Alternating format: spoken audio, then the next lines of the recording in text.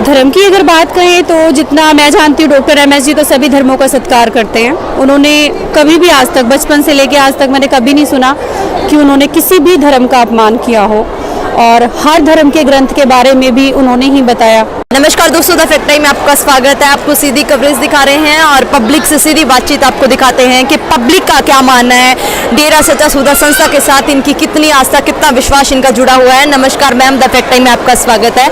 आपका शुभ नाम? वंदना। वंदना जी, डेरा सच्चा सौदा संस्था में आज भी आप पहुंचे हुए हैं, किस आस्था से, किस विश्वास से आए हैं यहाँ पर? डेरा सच्चा सौदा में एक्चुअली आना एक मैं अपना सौभाग्य मानती हूँ कि डेरा सच्चा सौदा से मैं जुड़ी और मेरे माँ बाप ने मुझे जोड़ा यहाँ पर। मैं बचपन से जुड़ी हुई हूँ यहाँ पर। 5-6 साल की थी तब से मैं डेरा सच्चा सौदा से जुड़ी हुई हूँ, और जैसे ही अब देखती हूँ कि गुरुजी यहाँ पर नहीं है और 4-5 साल लगभग हो चुके हैं उन्हें कि यहाँ नहीं है, लेकिन फिर भी साथ संगत यहाँ इतना ज़्यादा आती है, इतना ज़्यादा दृढ़ विश्वास से आती है, श्रद्धा भावना उनकी देख के तो मेरी जैसे आंखें भर आती हैं। लेकिन कि इतना प्यार, गुरुजी यहाँ नहीं है, लोग उनके बारे में इतना कुछ बोल रहे हैं। कई बार मैं जैसे अपनी फैमिलीज़ में जाती हूँ, दिल्ली में जाती हूँ, मैं भी तो मैं यहीं रहती हूँ, सिरसा हरियाणा और पंजाब में ही। तो मैं दिल्ली गई, मेरा जाना होता है कई बार, तो वहाँ मैं देखती हूँ लोगों को कि नाम भी नहीं लिया होता, डेरे से जुड़े भी नहीं होते, लेकिन फिर भी वो हमसे कह देते हैं कि आपके गुरुजी तो यहाँ है नहीं, लेकिन डेरा में इतनी भीड़ क्यों आती है। तो मुझे बहुत खुशी होती है इस बात को लेके कि गुरुजी में इतना कुछ है जो आम लोगों को दिखाई नहीं देता।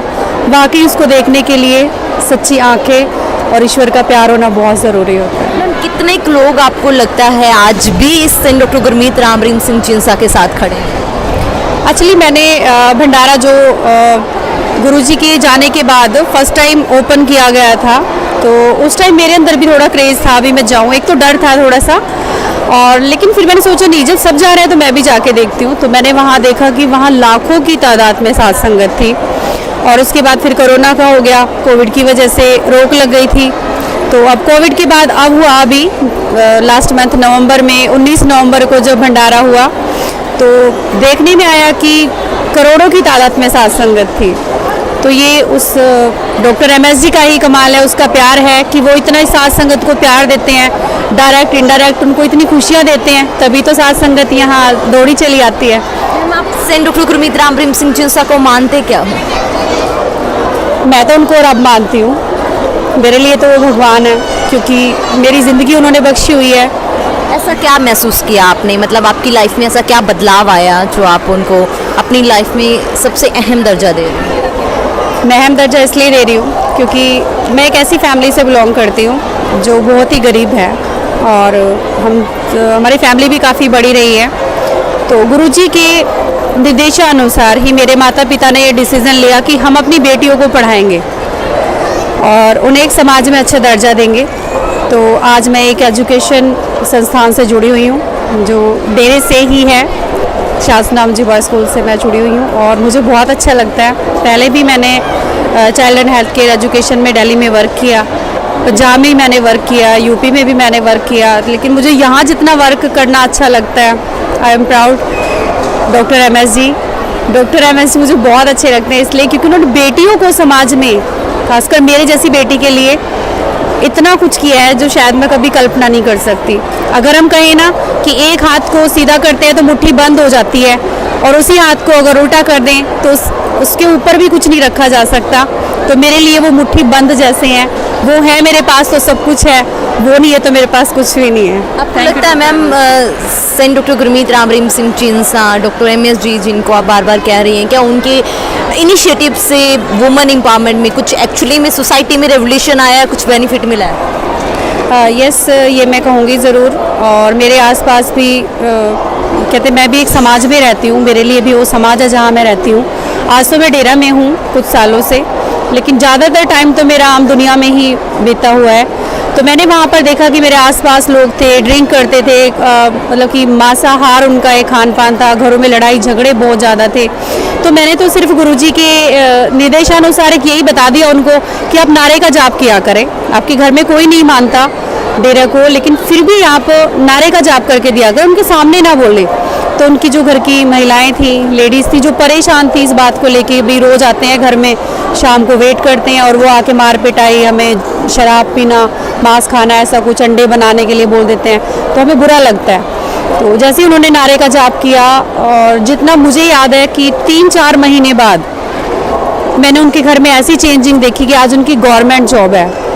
और जिस परिवार में हर वक्त रोना और चीखें आती थी रोने की, सिर्फ भाई अब हम क्या करें, तो आज मैं उस घर में खुशी देखती हूँ। आज उनकी किराए के मकान में रहने वाले आज वो कोठियों में रहते हैं, और वो डायरेक्ट तो नहीं कह पाते, लेकिन इनडायरेक्टली जब भी मैं उनसे मिलती हूँ हमेशा यही कहते हैं कि धन्य आपके गुरुजी, जिन्होंने हमें एक नारे का जाप करने से ही इतना उद्धार कर दिया। काश कि हम भी जुड़े होते तो आज हमारा पता नहीं क्या होता। और आई थिंक कि आज वो आते होंगे, क्योंकि आज मैं उनके लिंक में नहीं हूँ।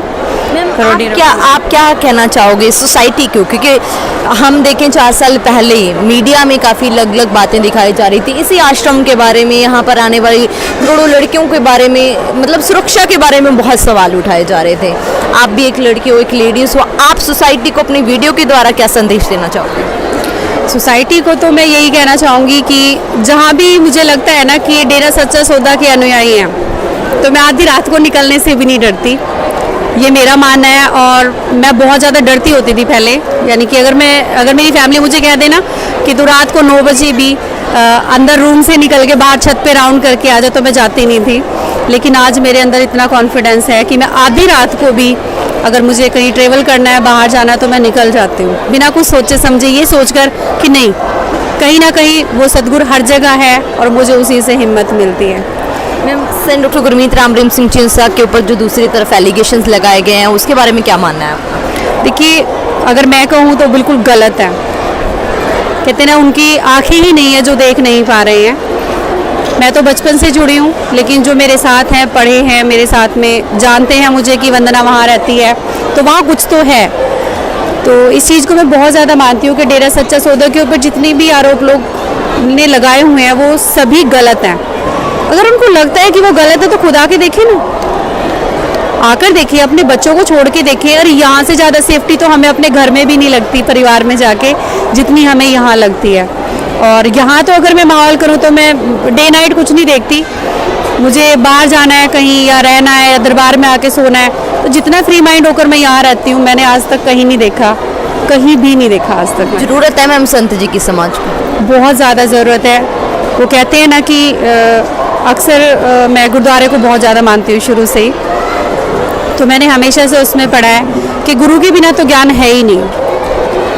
हमेशा मैं ये कहती हूँ कि 10 पातशाहियाँ हुई हैं, उन्होंने सिर्फ समाज को सुधारने के लिए ही तो जुल्म सहे हैं। और आज मैं डॉक्टर MS जी को भी वही मानती हूँ कि वो भी वही हैं, सिर्फ लोगों की आंखें नहीं देख पा रही हैं, वरना वो वही हैं। उनके घर में कौन सा कमी है किसी चीज़ की कि वो सब कुछ छोड़कर लोगों का भला करें? अरे वो तो एक ऐश की ज़िंदगी जिएंगे, राजा महाराजाओं से भी ऊपर की ज़िंदगी जिएंगे, लेकिन वो समाज के भले के लिए और समाज को सुधारने के लिए ही तो आज ये सब कुछ कर रहे हैं, वरना उनके पास किसी चीज़ की कमी नहीं है। मैं यही कहूँगी कि समाज को जहाँ अच्छी बुरी चीज़ को लेने में, हर किसी के साथ बरतने में वो विचार करते हैं, तो एक संत के बारे में भी ज़रूर सोचें। और हमारी सरकार है, उसको भी सोचना चाहिए कि जिस गुरु के कहने से, या इंसान ही वो कहें, मेरे लिए तो मेरे सब कुछ हैं, वो इंसान के ही अगर कहने से लाखों करोड़ों लोग दूसरों की भलाई में जुट जाते हैं, गरीबों का भला करने में जुट जाते हैं, बीमार का इलाज कराते हैं, ब्लड डोनेट करते हैं। अरे कुछ तो सोचिए कि कुछ तो है वो गुरु जिसके एक इशारे पे लाखों करोड़ों की लाइनें लग जाती हैं सेवादारों की। अगर किसी में है तो कोई करके दिखाए, चाहे वो भारत सरकार ही क्यों ना हो, या किसी भी वर्ल्ड की, अगर कहें किसी भी देश की सरकार है, मैंने नहीं देखा आज तक भी कि उसके एक बार कहने से पूरे देश में, जैसे अब कोविड का टाइम था तो डॉक्टरों को इतना सम्मान दिया गया, जहाँ डॉक्टरों के पास से गुजरने से लोग डरा करते थे कि हमें कोरोना हो जाएगा। और जब गुरुजी ने एक बार बोला कि आप जाओ, डॉक्टरों को सम्मान दो, पुलिस वालों को सम्मान दो, उनको लोग गालियाँ निकाल रहे हैं, वो रोकते हैं, तो गुरुजी के एक इशारे पे उसकी बात है, जो मैंने इतना सम्मान उनका देखा, डॉक्टरों को किट दे रहे हैं, सैनिटाइजर वगैरह सारा कुछ, मास्क सब दे रहे हैं, खाने पीने का उनका देख रहे हैं कि इनके अंदर इम्यूनिटी होगी तभी तो ये हमारी रक्षा कर पाएंगे। तो ये सब डॉक्टर एमएस जी का ही कमाल है, जो आज समाज सुरक्षित है और भी ज़्यादा सुरक्षित होने की ज़रूरत है अगर हमारे देश की सरकार चाहे तो। गुरुजी को जल्द से जल्द बाहर निकालना चाहिए। मैम, एक पंजाब में अभी काफ़ी मुद्दा चल रहा है धर्म को लेकर, आपका क्या मानना है? सेंट डॉक्टर गुरमीत राम रहीम सिंह जिंसा किस धर्म की शिक्षा देते हैं, किस धर्म को मानते हैं? एक्चुअली अगर मैं ये कहूँ तो पता नहीं, शायद भगवान ने ही मुझे घूमने का एक मौका दिया। मैंने यूपी में भी देखा, दिल्ली में भी देखा, अब हरियाणा में रह रही हूँ और पंजाब में भी रही हूँ मैं। एक्चुअली मेरा मेन तो घर वहीं है पंजाब में ही। तो मैं ये कहना चाहूँगी कि जब मैंने पंजाब की धरती पे पहली बार कदम रखा तो मैंने ये सोचा कि यहाँ तो नशा, किसी भी तरह का नशा यहाँ पर नहीं होगा, क्योंकि मैं गुरु ग्रंथ साहिब को बहुत ज़्यादा मानती हूँ। हालांकि मैं बचपन से वहाँ नहीं थी, शादी के बाद वहाँ पहुँची, तो मैंने वहाँ देखा कि भी वहाँ तो लोग नशा भी करते हैं, मांसाहार बहुत ज़्यादा है, गुटखा तंबाकू। जहाँ मेरी सोच थी कि वहाँ कुछ भी नहीं होगा, दसों पातशाहियों की पूजनीय धरती जहाँ पर होगी, जब मैंने उस धरती पे पहली बार कदम रखा तो मैंने कहते ना कि सजदा करना, मत्था टेकना, मैंने सबसे पहले उस धरती को सजदा किया कि ये दसों पातशाहियों की धरती है, इतनी पाक पवित्र है। लेकिन जब मैंने वहाँ देखा तो मैं काफ़ी परेशान भी हुई, रोई भी।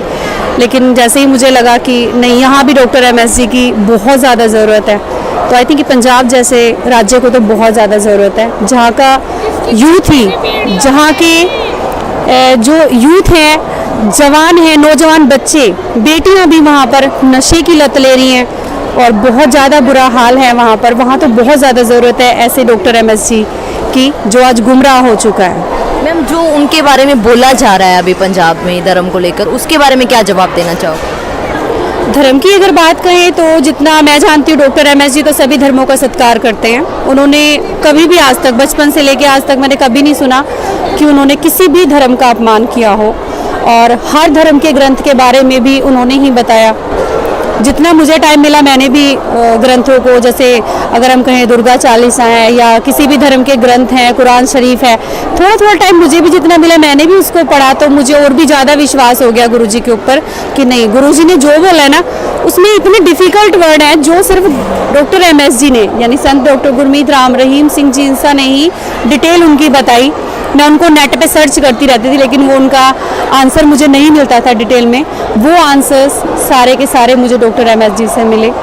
तो मैं डॉक्टर एमएस जी के लिए यही कहना चाहूँगी कि वो कभी भी धर्म का निरादर नहीं कर सकते। वो तो बहुत ही ज़्यादा रिस्पेक्टफुल गुरु हैं जो सभी धर्मों को मानते हैं। जी मैम, बहुत बहुत धन्यवाद हमें अपना कीमती समय देने के लिए, बहुत बहुत धन्यवाद। दोस्तों, लगातार आपको सीधी कवरेज दिखा रहे हैं किस तरीके से जो पब्लिक है डेरा सच्चा सौदा संस्था में आ रही है और इनकी आस्था विश्वास आज भी बरकरार है। वेल एजुकेटेड लोग जुड़ रहे हैं, जो लोग अपील कर रहे हैं कि जिस संत ने बेटियों के लिए सबसे ज़्यादा काम किए, जिस संत ने बेटियों को आगे बढ़ाया, उसी संत को झूठा बदनाम किया गया। आप भी सोचिएगा, आपकी क्या राय है जरूर डालिएगा कमेंट बॉक्स में। देखते रहिए सच्ची बातें फैक्ट्स के साथ, द फैक्ट टाइम में। बहुत बहुत धन्यवाद।